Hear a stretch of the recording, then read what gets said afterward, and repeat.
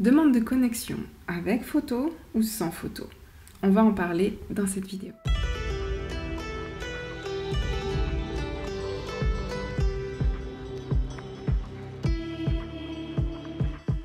Bienvenue à toi dans cette vidéo. Ici, comme je l'ai dit en introduction, je vais développer du coup ce que je pense suite à une question donc d'une personne qui m'a demandé, d'une consoeur qui m'a demandé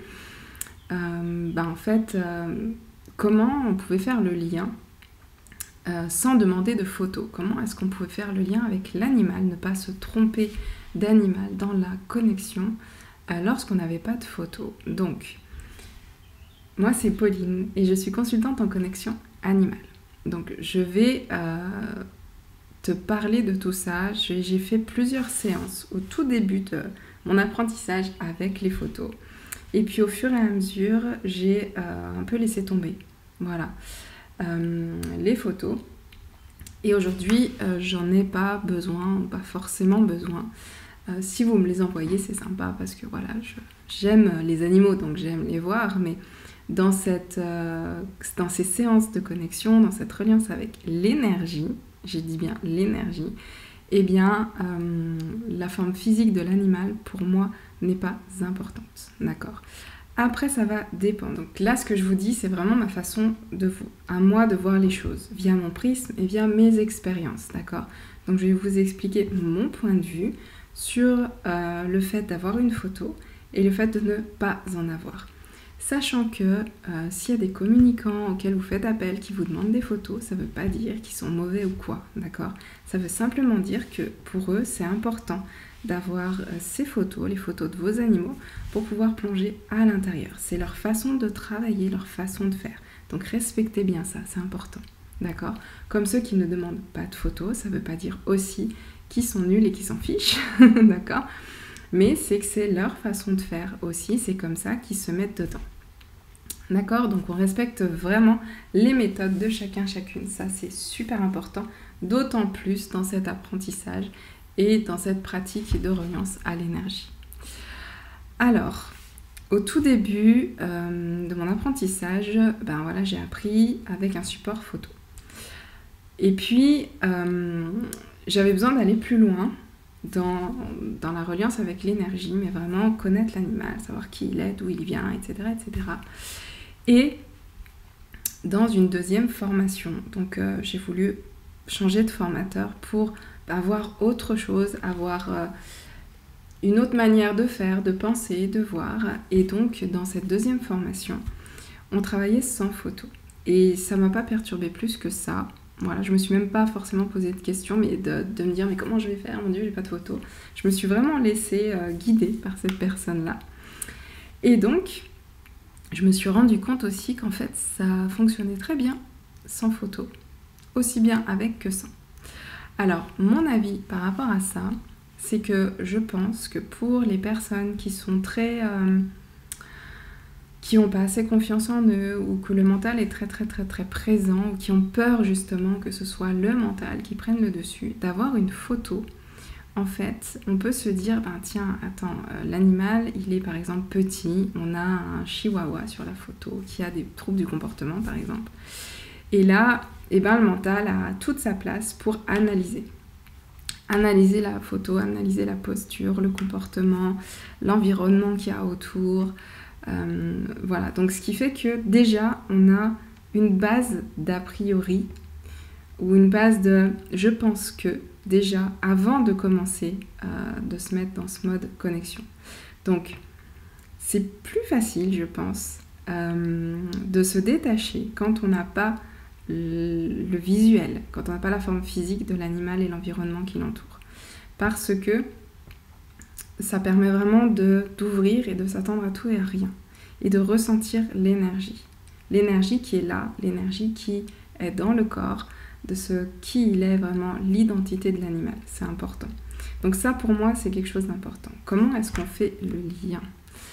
Alors en fait c'est tout bête, c'est-à-dire que vous m'appelez, vous me dites j'ai Poppy, j'ai mon chien Poppy qui a un souci en ce moment, il sort plus, il veut plus faire les balades, je sens qu'il est triste, je comprends pas pourquoi, je comprends pas ce qui se passe, tout va bien chez le vétérinaire et tout ça.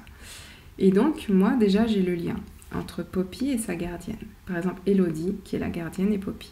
Donc, j'ai eu la gardienne au téléphone, donc déjà, la connexion avec elle s'est faite. Elle est connectée à Poppy. Donc, ce qui fait que, ben voilà, le lien est fait. Dans la mesure où on donne l'intention de se relier à l'animal qui, justement, à Poppy, au chien Poppy qui vit avec la gardienne que j'ai eu au téléphone, enfin voilà, avec Elodie, et ben c'est bon, le lien est fait en fait. Ce qu'il faut vous dire, c'est que dans la mesure où on dialogue avec les gens, la connexion se fait. Il y a des choses, voilà. Et ensuite, voilà, l'énergie, on ressent des choses, etc. Donc, il y a un truc qui se fait déjà. Donc, dans la mesure où on donne l'intention, voilà, il n'y a pas besoin d'avoir une photo pour être sûr que ce soit le bon animal. Ensuite, dans la reliance avec l'énergie, ce que je fais, c'est qu'en fait, moi, le corps, comme je disais, peu importe, voilà, de savoir si c'est un chien, un chat, bon, ok, un cheval, un poisson, c'est une chose. Après, le fait de se dire, c'est un chihuahua, c'est un golden retriever, c'est un Jack Terrier ou autre, à la rigueur, c'est pas ce qu'il définit. En fait, le corps ne définit pas l'animal. Ok, comme nous, notre apparence physique ne nous définit pas. Elle fait partie de nous, d'accord, mais on va pas être défini parce que, ben voilà, moi j'ai le teint mat, parce que j'ai les cheveux noirs, parce que j'ai des lunettes, parce que je porte tel ou tel vêtement. Non, vous allez analyser peut-être, être dans du mentalisme à la rigueur, mais savoir vraiment profondément qui je suis en tant qu'individu, en tant qu'être, ça non, vous le saurez pas. C'est pas mon apparence physique qui va vous le dire. Alors, c'est en dialoguant, c'est en échangeant avec moi que vous allez commencer à ressentir la teinte de mon énergie. Et donc, par rapport aux animaux, c'est pareil. C'est-à-dire que dans les connexions, je vais aller demander qui est l'animal, s'il veut bien se présenter à moi, s'il veut bien me montrer l'individu qui est dans le corps justement de Poppy, par exemple. Et là, je vais ressentir. Là, il va y avoir des choses, on ouvre, et puis c'est le travail du communicant de faire la passerelle et d'exprimer. Et donc, pour savoir si c'est OK, ce que je fais, c'est la première chose que je fais. C'est que je vais exprimer, voilà, il s'est présenté comme ci, comme ça, je sens qu'il y a une telle posture, donc je vais peut-être avoir des images de l'animal. Mais je ne m'arrête pas à ça. Je ne m'arrête pas au fait que ce soit un chien de couleur noire. Non, s'il se présente comme ça, c'est que l'énergie veut se présenter comme ça. Des fois, l'énergie est coquine, c'est-à-dire qu'ils vont prendre des formes qui leur parlent en énergétique, mais qui ne sont pas forcément la forme qu'ils ont dans le monde physique. Donc par exemple, Tiamo, ma petite chienne là, eh bien, elle se présente très souvent sous la forme d'un cheval noir, d'un étalon noir très puissant, qui sait où il va, enfin, avec beaucoup de posture, de présence. Et quand vous la voyez dans la vie de tous les jours, c'est un Jack Terrier. Voilà, c'est comme un Jack Russell noir. Vous savez, ces petits chiens qui font 8 kilos, tout mouillés, quoi. Alors qu'on pourrait se dire, mais non, mais c'est fou, c'est un petit chien, mais putain, dans l'énergie, elle dégage énormément.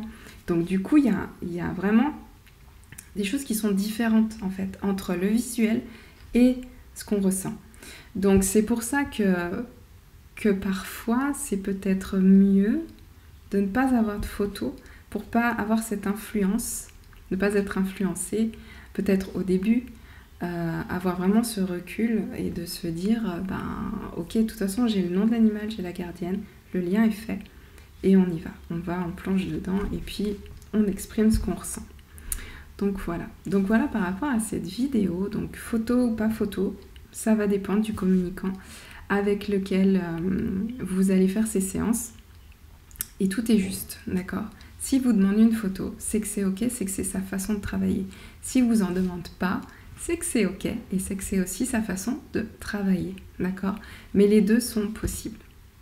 Donc voilà, je voulais juste éclaircir ce point et en le partageant donc à mon ami du coup qui m'a posé la question, je me suis dit bah, ça pourrait être bien de faire une vidéo là-dessus. Donc voilà.